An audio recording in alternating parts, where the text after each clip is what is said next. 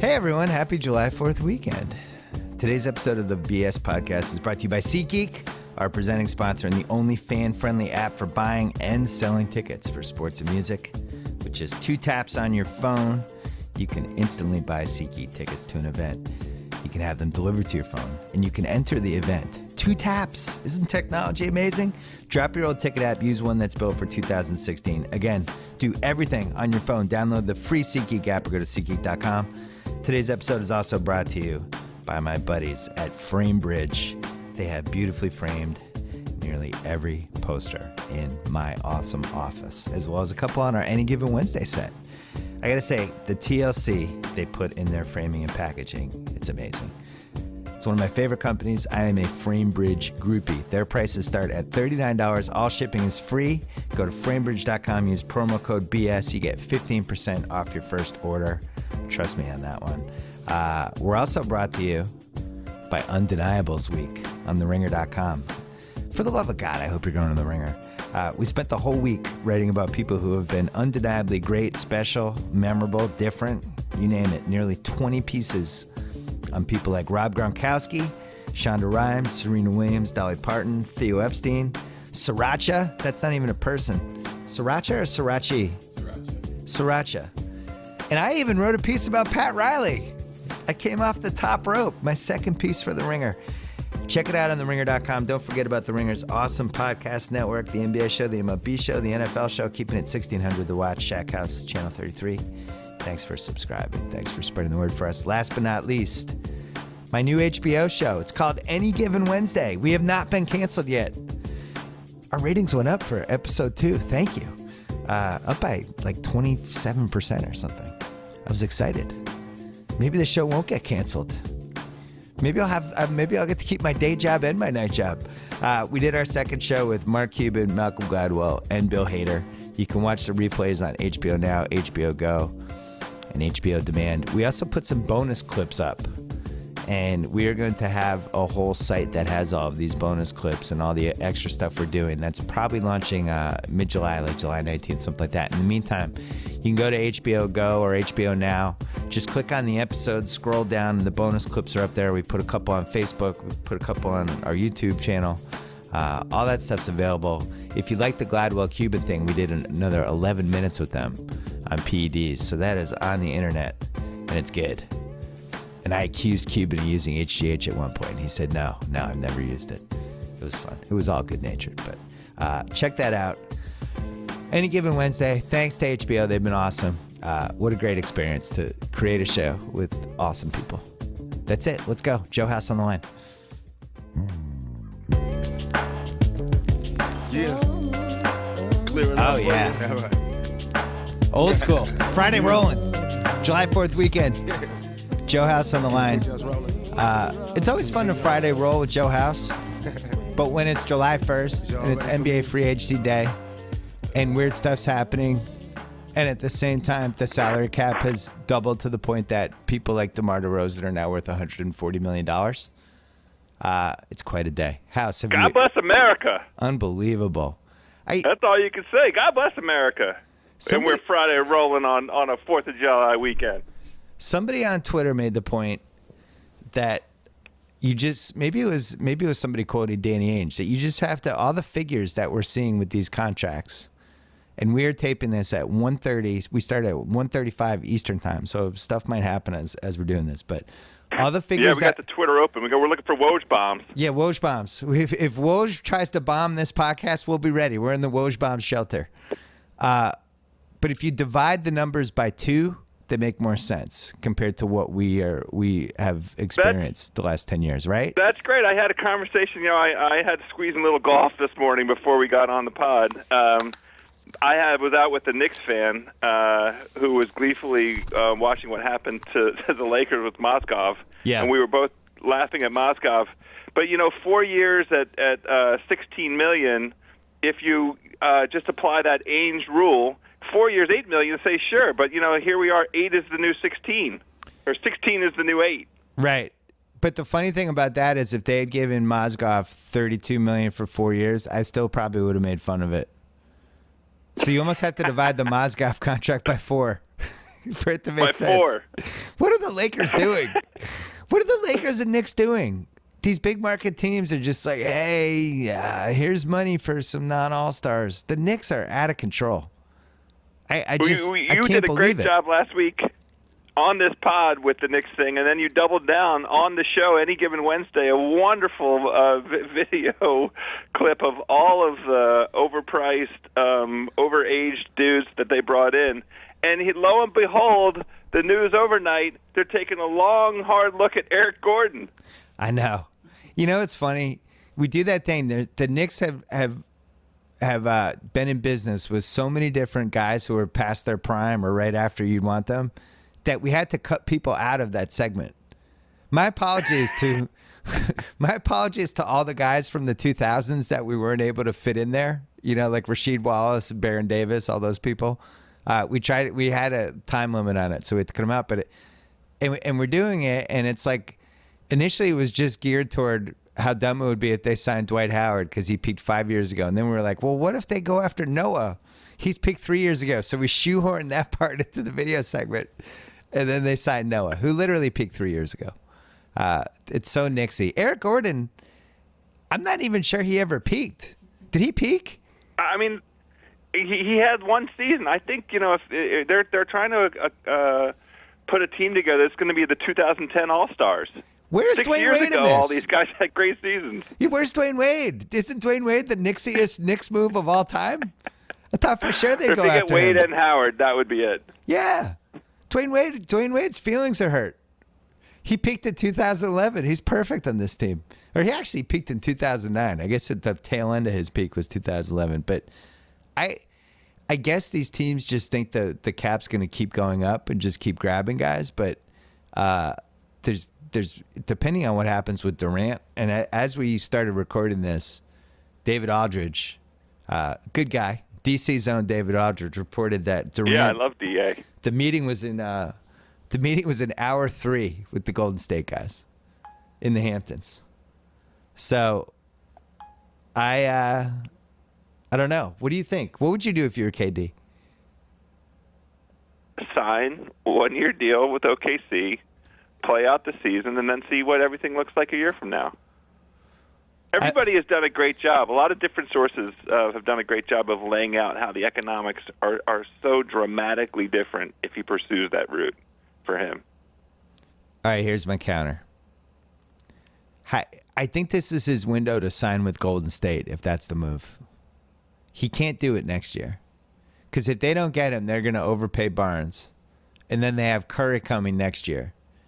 And I just don't think there's any way to fit all those guys under the same salary cap, no matter how high it goes.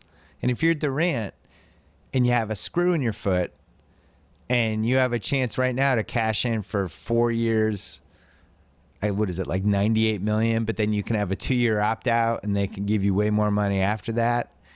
And you're on a team, and I went back, I looked through all the championship teams. You would say Clay and Draymond are two of the top 12 players in the league, right? Don't they have to be on that list? Clay definitely. Top 15 easy. I'm good with top 15. I would say top 12. You could even kind of talk me into top 10, but let's say top 12 to be safe. And then you put Curry and KD, who are two of the best 4 players in the league, so they'd have 4 of the top 12, which by my accounting, and I might have been off, but I don't think I was, because I once wrote a 703-page book about the NBA. I'm going to trust my own instincts on this. I don't think any team has had 4 of the top 12 since like Russell Celtics. I think that's the last time that happened. They had Russell, they had Sam Jones and Havlicek and Kuzi, and Havlicek wasn't even in the top 12. I'm not even sure they had 4 of the top 12. So, the Lakers and Celtics each had three guys. The Celtics had 4, but not at 2.5. Yeah, not at the right times of their careers. The Bulls had Rodman, Pippen, Jordan. Lakers had Shaq, Kobe. That's it. The Lakers in the 80s had Worthy, Magic, Kareem, but they never had the 4th. The Celtics had Bird, McHale, Parrish. They never really had the 4th. You could say the early 80s Celtics had Bird, Tiny Archibald, Parrish, Young McHale. They never really had the 4th. It's just unprecedented. They won 73 games, and he goes to that team, and it really does have a chance to be the greatest team of all time for years, not just for 1 year. He's got to be thinking about that. He's got to be thinking about what's his life like if he goes to San Francisco in the Bay Area and Silicon Valley and all the business opportunities there versus what he has in OKC, which basically he's there during the season. That's it. I mean, by the time people listen to this pod, he'll probably have decided, and my guess is he'll go back to OKC for a year. But I think it's dead even. I think Golden State has a real chance. I have a little intel.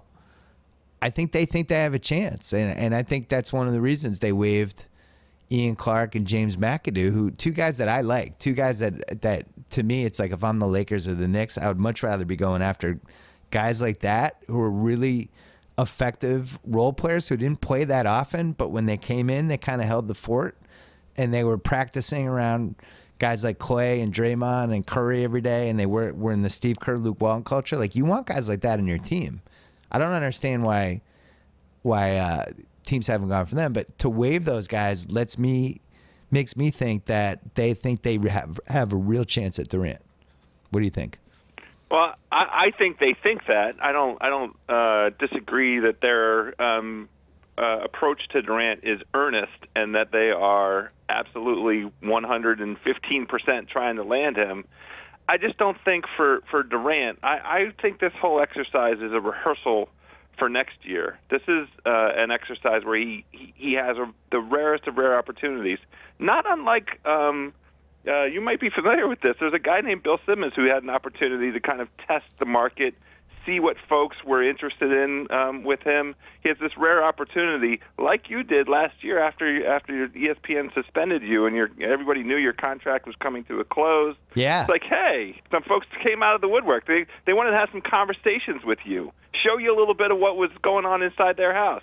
I think that's what's going on here with KD, right? He has a rare opportunity to see what's going on with some of these other franchises, what the inside looks like. Because he can't, he's playing the season out at OKC. You can't really get an inside look at the way the inner machinery works, what the GM and the owners and the players all together, what they have in mind for a game plan, what their future looks like. Yeah. And, Lacob has told us all they're light years ahead in Golden State. That's so, true. I mean, He's why a would genius. KD go see what he wants to see what light years look like? I think ultimately you and I are on the same page. He's going back to OKC, but this is a free look for him, and he should spend 3 hours. He should spend 6 hours. I mean, I would try and learn as much as I could from that group. They just set an all-time record in terms of regular season wins, and were 4.5 minutes of a cold streak away from going back-to-back as NBA champions. I like him better in OKC than with this Golden State team at the moment because of what just happened in the playoffs. Yeah, so you're saying for next year only. You're right. Yes. I think if he goes back to OKC, especially after that awesome trade they made, I think they're prohibitive favorites. Prohibitive. I think they should be 2-1 favorites. Like minus 200, minus 250, something like that. I thought the Oladipo Sabonis combo was that important. I really like that team. I think they should have won last year. At the same time, this is his one chance to go to Golden State. I don't think that window's open next year. And I disagree. I think we're in an era now where everything is going to be moving in kind of seismic ways every 2 to 3 months because of the dramatic unknowns that this new salary cap has presented. But it's simple math, though. It created a set of variables that nobody really has their arms around. It's math, though. Well, they could maybe, if they sign Barnes, maybe they trade Barnes to clear the cap space. But Curry is going to sign probably the biggest deal in the history of the league next year, I would guess. He's going to sign a 5-year deal for whatever the max is, and it might be over $200 million. I don't even know. He'll be the first $40 million a year guy, unless LeBron doubles down on his Cavs experience. But I think KD has more service than Curry. It's based on service. You're allowed to take a certain percentage of the cap based on service. Right. And Durant entering next season is a 10-year service guy. Yeah. You're assuming that he would go back. Are we sure Kevin Durant's going to spend his whole career in Oklahoma City? I don't. I think if he goes back, it's for 1 year, and he feels like he owes it to them. I just look at it from the vantage point of the people on that team watching him go through this process. It still hasn't totally been explained to me why he's going through the process. Like, what you said makes sense. Yeah, he's testing it out. He wants to, he wants to see what's out there. He wants to see what some of these other teams are about. I get it. But why do it in the Hamptons? Why make a spectacle out of it? Why? Where else would you like it? Would you prefer that he be in the French Riviera? I mean, what's wrong with the Hamptons? He clearly wants to be courted. And he deserves to be courted. Yeah, but he doesn't want to be courted by anyone that he wouldn't play for. That's the part that's interesting to me.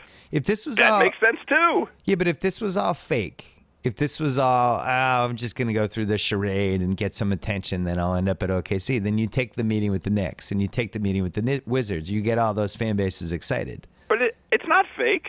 It's not a charade. I think he's legitimately listening. He's legitimately walking into these meetings with an open mind. He has a leaning. But that's my point. It's not fake. That means the window is open for him. But that means the window is open for Golden State. Because if this was like Dwayne Wade in 2010, where he's like, oh, I might leave. And he didn't want to leave. He was going back to Miami. And he was trying to get those guys to play with him in Miami. He's, I might go to the Bulls. I'm going back for a second meeting. And he's full of shit. Durant, I don't think is full of shit with any of this. I think he wants to see what's out there and he wants to be courted. And if I'm the Warriors, I'm in that meeting right now and I'm like, we can get this guy. This guy wouldn't be here unless a small, tiny part of him wanted to come to our team. Does it make sense? Oh, that's true. I think the same would be true of San Antonio. I bet San Antonio does an unbelievable presentation and makes him feel, incredibly loved and gives him something very serious to ponder. I don't think R.C. Buford and Pop are legit. Yeah, but I don't know. I don't know if LaMarcus is a big selling point. I don't know if I'm an NBA star. I'm like, oh, great. I get to spend 8 months a year with LaMarcus Aldridge and Kawhi Leonard, who doesn't speak. That sounds awesome. And Tim Duncan's going to retire. Great. I don't know. I don't know. It's a pretty now good the tradition. Spurs fans are going to be mad at me. I don't know. LaMarcus the moodiness with him just worries me a little bit for them. I don't. They set a franchise record for wins this past season. I don't think. I mean, they were right there until they ran into a matchup that they just didn't have an answer for. Joe House, you can't tell me how to feel. I can't help what's in my heart. I don't know if I'd want to spend 8 months a year with LaMarcus Aldridge. I just don't. Okay, that's you. But if they also sign Mike Conley, I don't know if they can fit all these guys in the cap. But the Mike Conley thing's interesting because it does seem like he also wants to be courted, and yet all these teams have point guards. But the Mike Conley market should have 20 teams going for him, and everybody's kind of set at that position either because they like the guy they have, they're grooming somebody to become a star, or they're stuck with the guy they have, like Phoenix. I'm sure Phoenix would much rather have Mike Conley than the two guys they have. They don't have a choice, so they can't even get in the door with them. Well, Utah is still a team that could really use a professional grade point guard. Well, they got George Hill. Does he count? I think he counts. No, I said professional grade. Oh, people like George Hill. He's a great backup player. He's an excellent guy coming off George the bench. Hill. I wouldn't start George Hill. Put that on George Hill's Twitter feed. Put it on his Twitter feed. Joe House thinks you're a backup. He is a backup. Oh, my God. George Hill's Twitter feed is lighting up. It's lit. So, if you're Kevin Durant and you want to win the title next year, we both agree he should go back to Oklahoma City. I think it's equal. If he goes to any of Golden State or San Antonio or Oklahoma City, he has an equal opportunity to win the title next year. All three of those teams demonstrated over the course of last season championship chops, right? All three of those teams have the players in place and the coaching staff and everything from the owner all the way down to the guy that's mopping up the floor.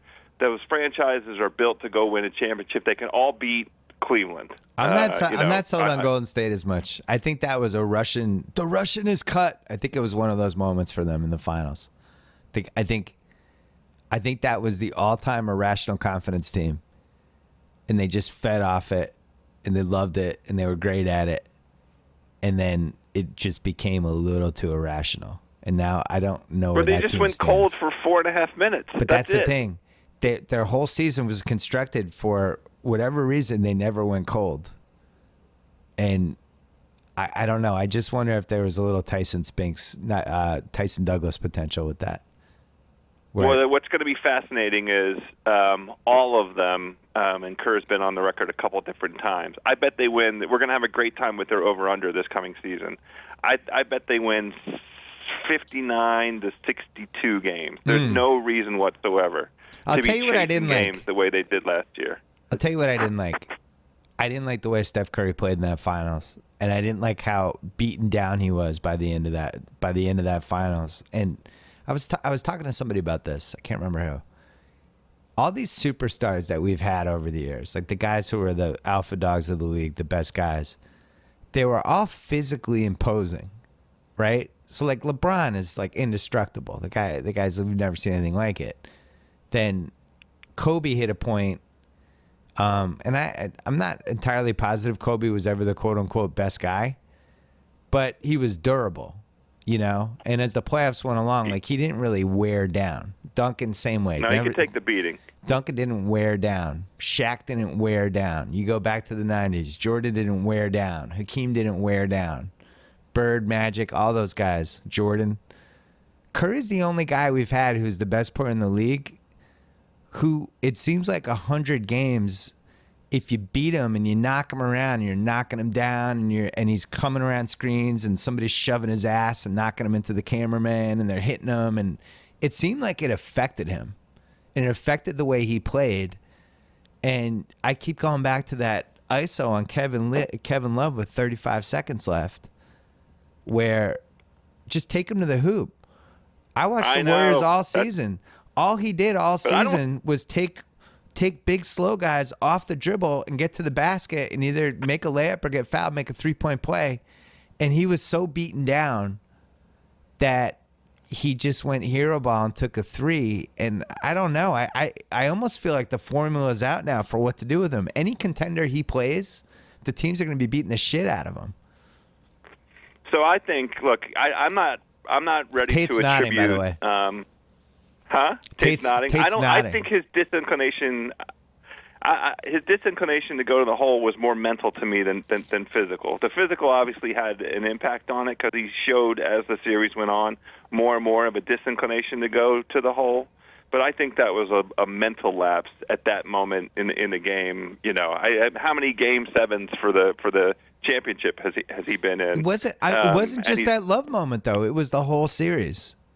Well, that's what I said, a growing disinclination. But one thing that you we just don't proved my have in point. advance. That was my point, though. No, I think all that shit got in his I think head. it was more mental than physical. But the thing that I think is interesting is he took no team has ever won 73 games. They tried to manage his minutes during the regular season, but there were many games, probably in double digits, 10 games, 12 games, where they trotted him out in the fourth quarter, and he played meaningful minutes when in sort of ordinary course regular season NBA circumstances he stays on the bench. And I don't know if there's an advanced analytic that captures like meaningful minutes, but I think he played over the course of this season as many meaningful minutes as any player has played in the history of the league because of what they were trying to accomplish with the 73 games. He's playing 34 minutes a game. He got to rest like in 40 fourth quarters. Yeah, I got it. That's right. Don't protect him. Don't protect him. He cost me thousands and thousands of dollars when they didn't win the title. I know. I don't want you to protect him. He owes me like $8,000. All I'm saying is the thesis is that they're not capable of making another legit run, and I think they're going to be a very different looking team with a different kind of approach than last year. They're not. You just put words in my mouth. I didn't say they mean? weren't capable of making a run. Why are you putting words in my mouth? No, you said that they've been nixed. They've had the Russian cut. They've been cut. They're not going back. That's what you said. I said I'm worried. I'm worried about them. I'm worried that they might have peaked. But I also wouldn't be surprised if they made the finals. I'm covering my bases both ways. Oh, I see. So that's a classic Simmons backtrack. That's fine. I'm good with this. Yeah. Great. As a Simmons backtrack is what that was. No, I do think, though, I wonder if Bogut is ever going to be the same, because I felt like he was teetering on the brink of just becoming the old center who physically couldn't do it anymore. And you watched him. It was a struggle for him to get up and down the court. He has a lot of miles. He's had a lot of injuries. And they miss him for that 20 to 25 minutes a game. They're not going to have Ezeli. They might not have Barnes. Hey, who knows how the Barnes thing plays out.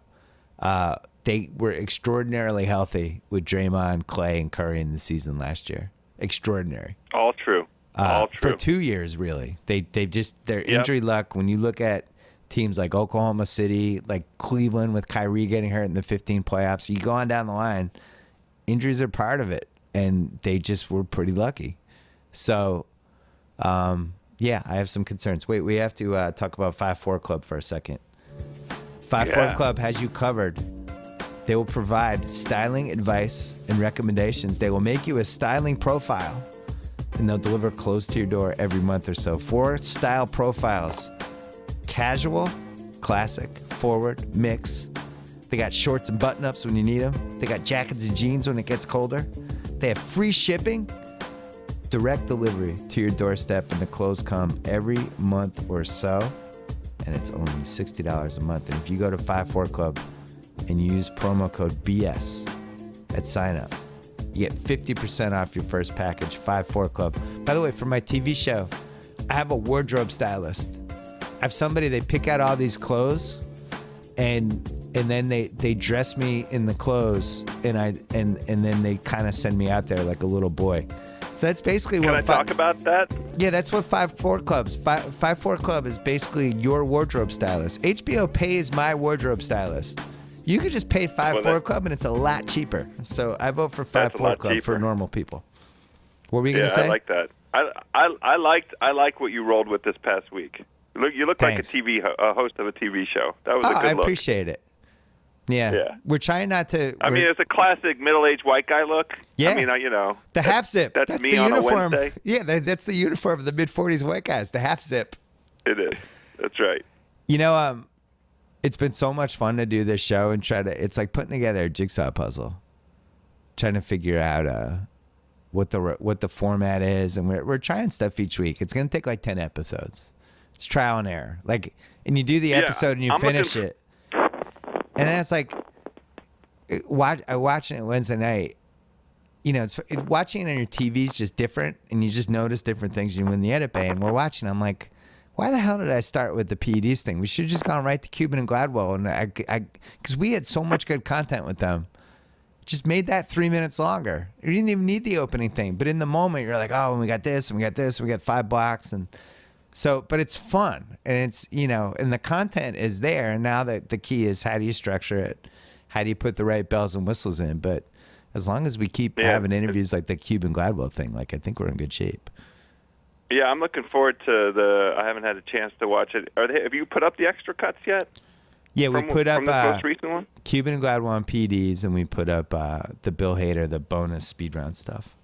So it's a really fun show to do. Spectacular. Yeah, it's a fun show to do. I can't wait to hear Cuban on the PEDs, because he's participating he's helping fund a study on the effects of HGH and its recuperative effects. So I'm eager to hear his point of view on that. He talks about it, and so you go to either HBO Now or HBO Go, and you click on the episode, and we have the extra clips on the bottom, and it's also on demand. Like if you have Time Warner and those kind of things, I think they're on there, and I think we put a couple on YouTube. But yeah, it's fun. I mean, I was there when Kimmel launched that first year, and this show is obviously a million times different than it was that first 6 months.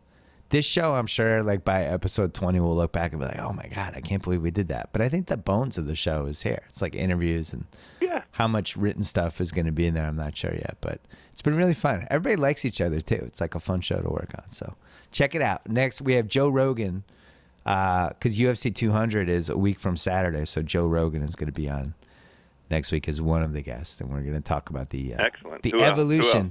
I don't want to talk about the other one yet. Okay, great. Evolution of MMA. UFC 200. Oh. Are you getting that? Wow. I mean, I just for the momentousness of it. What is that a word? Momentousness. Yeah. I'm going to do it for the legacy of it. I'm not a huge MMA consumer. Your son's not into it yet, right? Not yet.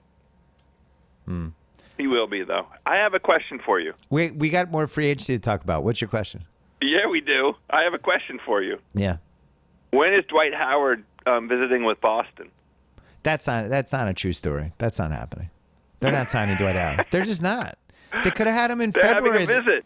They could have had him for David Lee's contract and like nothing in February, and they didn't want him. It's not happening. They're having a meeting. Why are they having a meeting? No, probably to make the agent happy. Here's Dwight. Boston just had all these picks in the draft that they thought they might convert into something super duper, and you just had one of your writers make a couple observations around what Dwight might have left in the tank. I'm not saying that you instructed him, but on the Ringer.com, I actually didn't. Jonathan Sharks did a nice observation piece about how he was used last year in Houston, and maybe there's a little bit left in the tank for the old DH-12. I think on the right team, and it's not Boston, but I think there are certain teams that he would actually be good on. And he could still be an effective rim protector. What he really needs more than anything, and what he's never had, is to have an alpha dog teammate who's not also such an alpha dog that it rubs him the wrong way. Like him and Harden didn't get along. Him and Kobe didn't get along. Kobe doesn't get along with it. He never got along with anybody. That's what made the farewell tour so comical. He needs somebody. I think what he really needs is has he ever played with a great point guard? No, right? I'm not. Jameer, no. Yeah, I mean, it was supposed to be Steve Nash. He's had a whole and Steve Nash broke down. He needs somebody who is almost like a boxing trainer. Who was the point guard on that Magic team that went to the finals? Yeah, it was Jameer Nelson and Rafer Alston. He's never had a real point guard. Yeah. He needs somebody who's just going to be kind of building him up and just like, hey, man, you keep blocking shots. You keep protecting the rim. You keep getting me rebounds. I'm going to set you up on the other end. And not as a half-court player, but in pick and rolls, just somebody that is always taking care of him, making sure he's involved enough. Harden was terrible at that. Dwight would have these games where he'd shoot 2 times and a half. I don't think Dwight's done. I don't think he's one of the best 5 players in the league anymore, but I think he's worth a flyer. And I actually think if he went to Portland, I think that would be a good move for him to have those 2 guards with him. And I think Lillard and McCollum, who are both shooters, but Lillard's, a little bit of a quiet leader. And I think that would be a nice fit for him. I think there's a lot of terrible fits for him. And all those nurturing fans in Portland. Well, that part might not be as good of a fit. Well, no, they'll give him a chance until the first time that he farts in their face. I'll tell you another team that's not a bad fit for him. You're going to be so angry. The Wizards. You know what? How about this? They have 6 players under contract right now. Yeah. I'm talking myself into it a little bit. Yeah. I have Why wouldn't you? I've been dramatically against it. I mean, violently against it, and I'm on record as being so. At this point, what Grunfeld has done to my will, my basketball will, my NBA basketball will, I'm so beaten down right now, I countenance the idea of Dwight Howard here in Washington. I could talk myself into John Wall and Dwight Howard and Brad Beal out on the perimeter. I could talk myself into it. John Wall would be by far, unquestionably, the best point guard he's ever played with, ever. He's so far leaps and bounds ahead of any point guard he's ever played with. And John Wall will run, and he'll tell Dwight to get his ass and run down the floor. He will try to set him up. He will build him up. He's a great guy. I like John Wall. He's a good character guy. And I think he would build him up. I think it's conceivable. The thing I'd be concerned with is that would be two guys who are making so much more money than Wall, because they just signed Brad Beal to a contract. I know that's worth $40 million more than John Wall. I know. I really felt bad for you when I saw that Beal contract. I know they had to do it, and I know we divided in half and the whole thing, but Jesus, mother of God. I don't even know if he can play 10 straight games. It's the most almost bullets contract ever. It's like the ghost of Abe Pollin continues to hover over the entire. Abe Pollin is up in heaven giving that contract a standing ovation right now. What if they had the press conference and Abe Pollin came back from the dead? He's like, no, he's here. He is actually the one that did the contract. He still owns the team. It is amazing. Like, how many of those have you had? You had Gilbert. You had Jawan. Antoine Jameson. C-Webb. What else? You had goes all right. More. It goes all the way back. Larry Hughes. Oh, man. Well, they let Larry Hughes leave, actually. Oh, that's right. Yeah, you let Larry That was one Hughes. they didn't do. You've had so many, I can't keep track. Googs? Did you overpay Googs? You think you did? No, Googs was properly paid. Was he? I don't remember. God. We had Mark Price at a max contract for 2 years. He had plantar fasciitis and never came back. I think he played 3 games. Do you think now that the Cleveland Cavaliers have won the title, the Wizards are in the conversation for most tortured NBA fan base? Like you couldn't even you couldn't even get a meeting with Kevin Durant, who's from the DMV. He didn't even want to meet with you. I don't mean to laugh at it, but they didn't make the playoffs last year. They were supposed to have turned the corner, and then they turned the corner and drove straight into a ditch. By the way, all this talk, I have an appreciation for Jared Dudley and his basketball IQ and his leadership qualities. He's fat and can't play basketball. I watched it 82 games this season. He came back too early. He was out of shape. It hurt my eyes to watch Jared Dudley in a Washington uniform. I mean, I hate to go in on the guy because he's obviously such a great presence, locker room presence. But the market, I see the 3 or 4 teams want him, and in the right circumstances, he can come in and be a helpful asset. But the problem with Washington last year was a dearth of talent.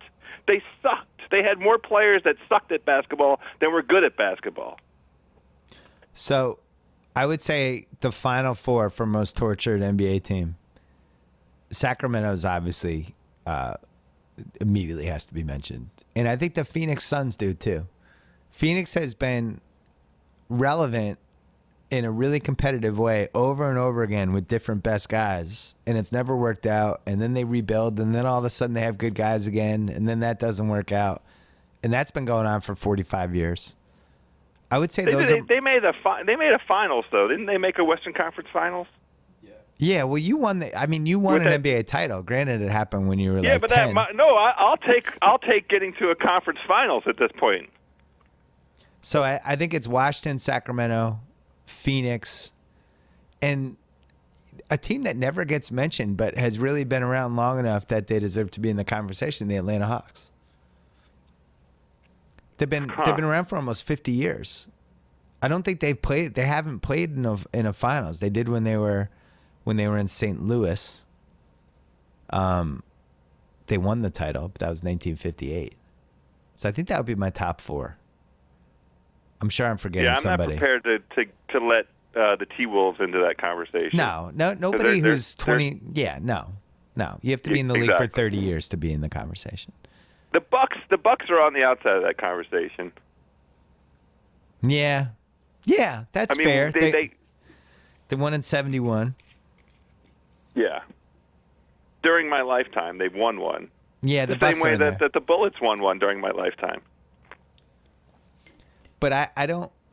All due respect to the Bucks fans, if they had moved to Seattle, I don't think that would have been a traumatizing thing the way it would have been if like the Suns left Phoenix or the Kings left Sacramento or even the Wizards left Washington. I think Milwaukee fans would have been bummed out, but then they would have been like, well, we still have the Packers and we still have Marquette and we still have Wisconsin and we still have the Brewers. We'll be fine. We're sad, but we'll be fine. If the Kings left Sacramento, it would have been one of the all-time traumas. They basically, it's like Hartford Whalers on steroids. Yes. So anyway. The city's identity derives from the team. We have a couple more free agent things. Yeah, we do. Actually, before we do that, let's talk about our friends at Squarespace, who make it easy to build beautiful websites without breaking a sweat, regardless of skill level. No coding needed. Not only does Squarespace provide easy-to-use tools, Squarespace's state-of-the-art technology ensures security and stability. Millions of people and some of the most respected brands in the world, including Joe House, trust Squarespace, so you should too. You get 24/7 online support and a beautiful website for only $8 a month. You even get a free domain if you buy Squarespace for the year. Why wait? I can't think of a reason. You can even design a best-in-class online store with Squarespace's award-winning templates. And with Squarespace Commerce, you get all the tools you need to track inventory, process orders, send custom emails, and one intuitive interface. Start a trial with no credit card required on squarespace.com. Use the offer code BS, and you get $10 off your first purchase. Joe House is one of the hosts of Shack House, presented by Callaway, our golf podcast. And he has a Squarespace site called, what is it called? Housefromdc.com. Are you okay with the fact that Danny Chow has really taken the House Eats corner and just gone another level? Like you're kind of you're kind of washed up. I feel like this has been going on for some time. No, House Eats isn't even on the internet anymore because ESPN killed all the Grantland videos. I've been able to find it a couple times. Yeah, you gotta. It's like trying to find. You got to go to the dark web, but you can gotta find go to the dark web to find House Eats 3. It's bullshit. It's one of the worst. It's one of the worst things ESPN did, along with 170 other worst things. But Danny Chow's just flat out on your corner. I have more food conversations with Danny Chow than I do with you, and it hurts my feelings. He works in your office. You see him every day. Just tell you how I feel. And by the way, real knows real. Danny is a hell of a competitor. I mean, he gets after it, and he's got diverse tastes. He's an accomplished foodie with a wonderful palate. All respect to Danny. He's not afraid of you. I can tell you that Anytime he wants to sit down and have some Chick-fil-A, though, we can do it. He's not afraid of you. He's not. I'll tell you another thing. You know what? What? I'm not afraid of him. You know what else? I'm still looking for Chow Eats. Yeah, well, it might happen. Google Chow Eats and see what comes up. It might happen. Danny and I are going to open a Vietnamese restaurant in 8 years. We've never talked about opening a restaurant. This is what Danny Chow means to my life now. And you just lost your corner. You're sitting around, you're playing golf, you're playing with your new All Blacks that you got from Callaway, and Danny Chow just took your food corner. They are wonderful, by the way. I played Danny with them Chow today. Took your food corner. Wait, you didn't invite him to our sugarfish meal when I was out there a month ago. How much sugarfish did I eat? Every tuna from everybody else's box, I ate it. You did eat a lot of sushi. I ate my own, and I ate all the extras. You ate a lot of sushi. Wait, we have to talk a little more free agency. Miami.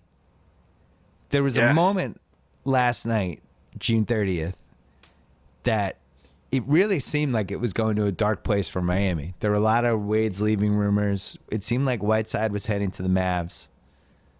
And they don't have a first-round pick next year because they traded it in the Dragic trade. There was about 3 hours where I was like, wow, Miami's done. And then they get Whiteside back. I'm sure the Bucks are going after Dwayne Wade, but I think he's going to go back and to Miami. And all of a sudden Miami will be fine. But were you surprised that Whiteside stayed? No. I think that they made a very effective presentation to him that his best NBA opportunity is at the place where he really blossomed. You know, it's Riley, it's Spoelstra, it's the system. You know, you've been all around all these places, Hassan. You've toured the world as a professional basketball player, It wasn't until you arrived here and we gave you the opportunity and gave you the direction to help you become the best you can be. Stay here, and and it's what is it, a 4-year deal or 5-year deal? What was it, Tate? It's a 5-year deal. It's a 5-year now? That was 5. 98, but it's still continue if they get Durant. Yeah, there's some chicanery involved because they're still going to make a Durant run, and if they get him, then they're going to tweak the Whiteside deal a little bit. Their problem, I was listening to my old friend Dan Lebitard. Yeah. I don't think ESPN The talent. DLB. From what I heard, ESPN talent are not allowed to mention me, but I'm allowed to mention ESPN talent. And he was making a very compelling case as I was driving to get my coffee this morning about how Whiteside and Wade have teamed up to screw Miami over on this Durant thing. And Whiteside's like, I want to know on July 1st where I'm going. And, if everyone was on the same page, they would be like, all right, we'll go for Durant first and we'll take care of you guys. And Wade and Whiteside were like, no, you're going to take care of us now. We'll take that check right now. I'll sign it today. That's fine.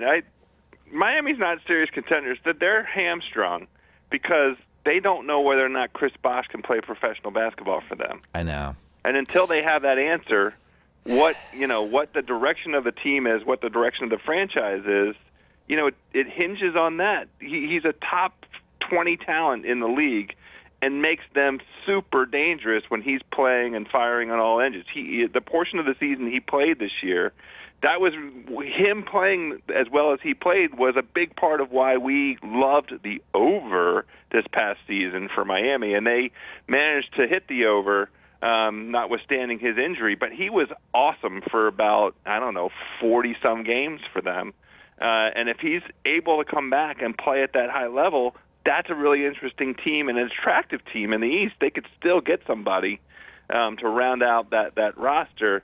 But if he can't play, what are they doing? And it's even more complicated with that because there's all kinds of insurance stuff. It's a sad situation. I also love Chris Bosh. I don't want Chris Bosh to stop playing basketball. I want him to stay healthy. He's got fam. I hope they. I just think they're being super careful. My guess would be that he's going to play again, and I know he wants to play again. I'm rooting for it. He was great last year. Him and Dragic had a little thing going. They had a little something in the kitchen. A little chemistry was cooking up, and then they didn't really get to see it come to fruition because Bosh went down with the clots again. I have some updates. It's now 11:20 Pacific time. Jared Bayless has signed with Philly for 3 years, $27 million. Congratulations, Philly. And Andre Iguodala 4 minutes ago tweeted, "Nah, B, 4 letters, NAH space B." So there you go. Nah, B. Nah, B. Nah, B. What does that mean? What's nah, B mean, Tate? I'm not. I don't know. Sounds like someone was coming at him and he was like, "Nah, man, it's not happening." Could have been a mistaken KD DM. Yeah. Hey, Iggy, should I come over? What should I come over? I know the room number. And he was, nah, B. Well, it might have been a DM gone wrong. Do you think that they DM should gone wrong? Could have been. Do you think it would have been funnier if Kevin? First of all, it was hilarious that Kevin Durant had all his meetings in the Hamptons. Do you think it would have been funnier if he had all of his meetings at locations of Showtime shows that are in the Hamptons? Like he could have met the Warriors at the Crab Shack place that Allison worked at in The Affair. Would you have done that if you were Durant? Or you could have had another meeting at the ranch where the guy from Dawson's Creek and all his brothers lived, and he could have had a meeting at the Billions house, and he just could have done the Wall Street Michael Douglas house. I would have really owned it. Own the Hamptons. Have fun with it, KD. Wait, and why are you making people go to the Hamptons, by the way? How about New York City? Because he just needed to get away a little bit. It's beautiful right now. It's the 4th of July weekend. He's enjoying his weekend at the beach. He can't go to the beach for the weekend? My new rule is the next time I'm going to be courted. Yes. By anybody. It could even be somebody delivering me a pizza. I'm going to make it as difficult for them as possible to travel to come see me. Just as a power play. I think Kevin Durant has laid it down, laid the gauntlet down. The Hamptons. Why didn't he tell them? It's hard to get to the Hamptons. It's kind of hard. Especially July 4th not New York weekend. City, What's harder but than the still. Hamptons on July 4th weekend? They just fly in, the helicopter, whatever. I don't like it. They're rich people. It's They a don't- rich they guy don't- move. they That's don't what it have to was. It's a travel rich like we guy travel. move. I think he saw billions, and I think he got inspired by the He's a Damian rich Lewis guy. character. He is. He's a rich guy. He's gonna be an even richer guy soon. Tate, what other? I have another question Yeah. for you. Yep. What in the hell is going on in Indiana? I like the Al Jefferson end of the career move. Wasn't that cheap? They got Jeff Teague, But- who was hurt last year. I I like know. Jeff Teague. I like the Thaddeus Young trade was a hijacking. How do you get him for the 20th pick? So my question is, if you have all of this up your sleeve, you have a game plan, you have a blueprint for what you want to do. Why did they kick Frank Vogel to the curb? Because I like this team with Frank Vogel as the coach. who's their coach now? I don't even remember. Nate McMillan. Oh, yeah, the Portland fans had a internal good laugh promote. about that one.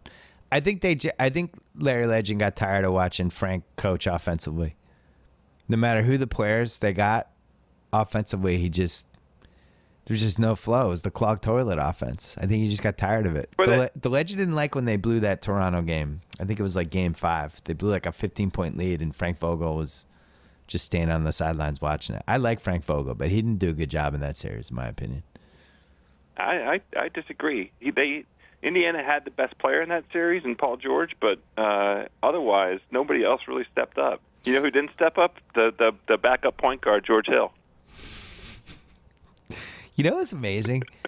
It's come out now. I had heard this before, but now I think people are reporting it, that Toronto turned down Serge Ibaka for the 9th pick, Patrick Patterson, Corey Joseph, and Norman Powell. Toronto I turned think that was, down. I agree with that. I would have turned that down too. Patrick Patterson and Corey Joseph are good, and Patrick Patterson especially is young. I would have traded for Serge. You can't trade the years right now. Because they could have paid Serge. I don't think Orlando can keep Serge. I think Toronto can keep Serge. And you put Kyle Lowry, DeRozan, Serge, Jonas, DeMar Carroll. That's a starting 5. I like that starting 5. I would have done it. Patrick Patterson's fine. I think he gets a little too much smoke blown up his ass. Oh, he's a stretch 4. So you know who's underrated? Patrick Patterson. Serge Ibaka's better than Patrick Patterson. Like, come on, get the fuck out of here. I don't disagree with that, but the Corey Joseph part, Corey Joseph was huge for them. Corey Joseph, by the way, was a target of my Washington almost bullets last offseason, one of the many failed Great. That's certainly a free good agents sign. that we could have. Well, look, no, this is the point I'm getting at. We had no backup point guard here all season long, which, could have been helpful because my boy Johnny Wall needed, knee surgery after the beating that he took. He played hurt all season long. Anyway. Corey Joseph's good. I think I'm fine. The price was too high for what OKC was asking for in that deal, as far as I'm concerned. I'm looking at the Western contenders.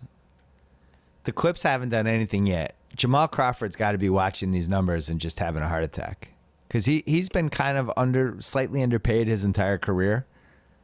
You can make a case if Jeremy Lin's worth 3 years, 36. Crawford's got to be worth 3 years, 45. 3 years, 48 sure. for a contender. Yep. Yes. Absolutely. And here's the other one. Yes. The other sneaky one is Austin Rivers. The Knicks. If Jared Bayless is worth 3 for 27, what's Austin Rivers worth? He actually had some moments last season. He's only like 23 years old. 3 for 24. And where does Rondo go? That's the other thing I'm interested in. Rondo and Dwight Howard are kind of giant X factors if they just sign 1-year deals with teams to, No. Rondo to the Nets was the most Netsiest thing to happen, but Lynn wants that starting job, and they're going to give it to him. Well, I've been monitoring the Nets because, and there's a lot of rumors about them overpaying Alan Crabb, who's an unrestricted free agent. We have their pick next year, as you know, as I talk about on every podcast. Next year's draft is incredible. Nobody can even agree who's the best franchise guy in next year's draft, but there's like 5 guys that are potential either franchise guys or multiple All-Stars. Chad Ford said that there could be as many as 12 freshmen in the lottery next year. And he said, if you combine the two drafts, the Ben Simmons draft and then this upcoming one, that Simmons and Ingram are the only two people that would have gone in the top 10 of this 2017 draft. So I want the Nets to spend all of their money on players who aren't all-stars, like Jeremy Lin would be one of my goals for them, the Nets. Just keep doing it. Keep getting these guys that are not quite kind of tweener starters, but not totally. More of them, please. Well, I teased you about Dwight Howard to the Celtics. What are the Celtics going to do? Well, they want Al Horford. Okay. And they want so Durant. does OKC. Al Horford's not signing with OKC. That's not happening. And also, why not? Why do they? So you're Isn't saying he a perfect replacement for Ibaka? Would you say sign and trade? Like what is it? Sign and trade? I don't know. Can't they just sign him? I don't think so. Not if they're getting Durant. But I think the Celtics their dream scenario was Horford and Durant. Their other dream scenario is just sign Horford now and wait for Durant a year. If you're a Celtics fan, you should be rooting for OKC to go back to or for Durant to go back to OKC for 1 year. Is the dream scenario.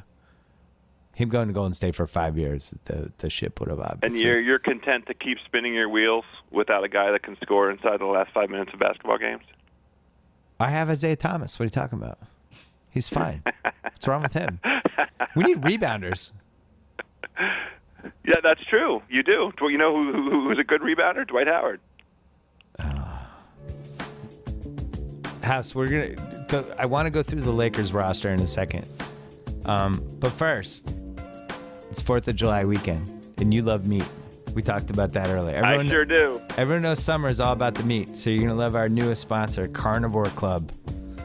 You heard of Carnivore Club? They bring together the most badass meat producers on the planet.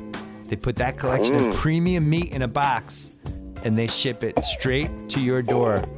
Wild boar salami, buffalo summer sausage, bacon jerky. Oh, yeah. Each month's box delivers a totally new collection of doing some bacon jerky right now. Keep going. 4 to 6 different smoked or cured meats from one of America's best. It's perfect for hanging out with friends, watching a game, or even watching my HBO show any given Wednesday. Carnivore Club is the only company that will send you a whole new box of premium quality cured meat to try once a month. And if the sound of that has your mouth watering, does it have your mouth watering yet? Yes, it does. Okay, good. Head to carnivoreclub.co and use the promo code BS. You get 15% off. Again, it's carnivoreclub.co. And make sure to use the promo code BS. Speaking of smoked meats, the Lakers. Wow. So they got Mozgov, Julius Randle, Jordan Clarkson, D'Angelo Russell, Brandon Ingram, Evan Turner? Evan Turner's happening? They keep talking about it. Yeah, Has it happened? Ryan Kelly is also. Ryan Kelly. Larry Nance Jr. Larry Nance Jr. What the Have they hell is waived going Nick on? Young yet? And Have they waived? No, they still have Nick Young. And I think Philly gets their draft pick if it falls out of the top 3. Did you say Roy Hibbert? So- I think he's still on that team. No, I think they got rid of Roy Hibbert. So they did.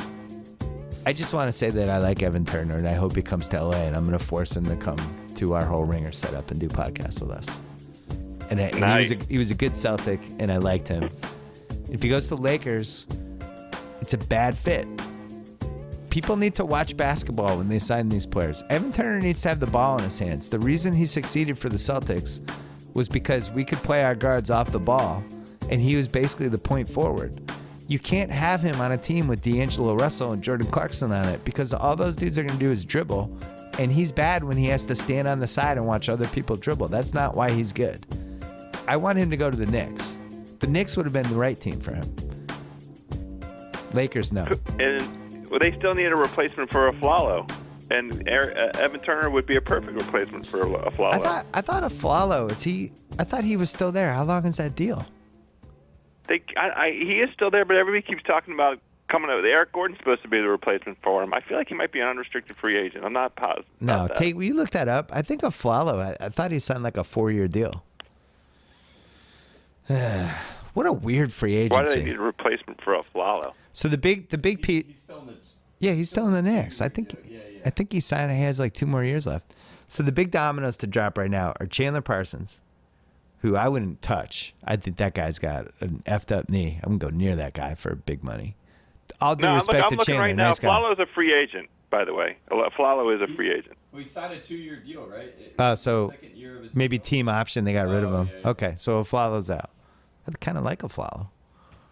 The Bulls are looking at him. Conley, Joakim Noah's going to the Knicks. It sounds like, so he's out. Bazemore. Yeah, Bazemore is going to get $20 million from somebody. My guess would be the Rockets. I thought that made a lot of sense to me when I heard the Rockets were going after him. I like Bazemore, by the way. Me too. He's a very Rockets kind of player too. Yeah, like 3 years ago, if they signed him for $40 million for 4 years, I would have been like, all right. You know, like in that kind of Trevor Ariza type range. And now you just have to double it because the cap went crazy. So, yeah, those are the big Bismack dominoes. Biyombo's still out there. Yeah. Bismack, he's 24, we think. He's 34. He's 24 or maybe a little bit older. This is going to be the great scandal of the next 10 years, I think. No, we already have it. Got it.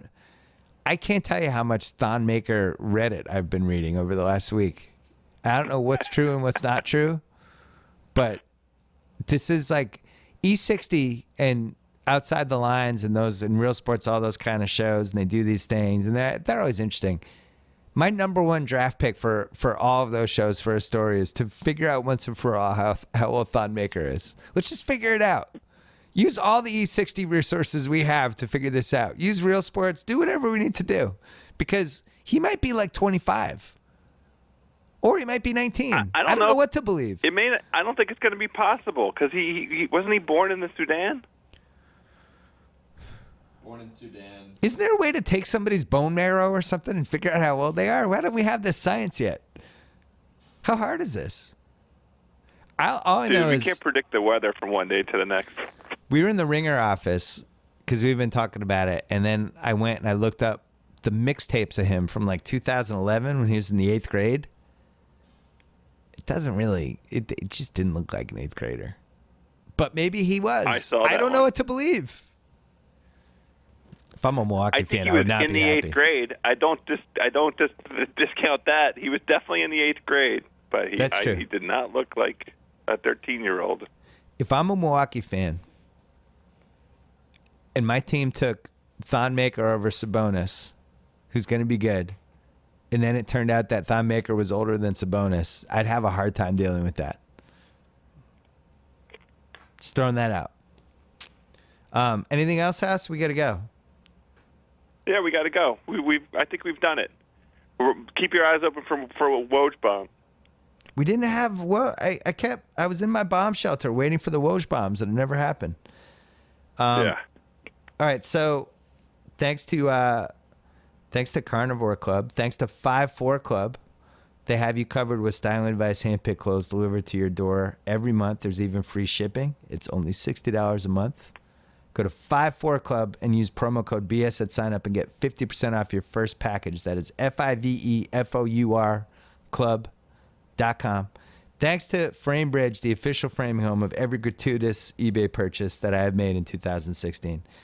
The prices start at $39. All shipping is free. Go to framebridge.com. Use promo code BS. You get 15% off your first order. Thanks to theringer.com, we are celebrating officially. We have done 1 month of content. And I could not Hey! Yeah. And we have some awesome people over there, and they are working their asses off. And I'm actually worried about a couple of them. Like, you can kind of see that glazed look. I think July 4th weekend is come just in time. But we cannot be prouder of the site we have and the podcast network we have built. So check out theringer.com. Subscribe to our newsletter if you want us to mail some of the stuff we have on the site. If you're too lazy to go, click theringer.com. And don't forget, Any Given Wednesday, new show airing next Wednesday, 10 p.m., HBO, the third one. It has not been canceled yet. Good times.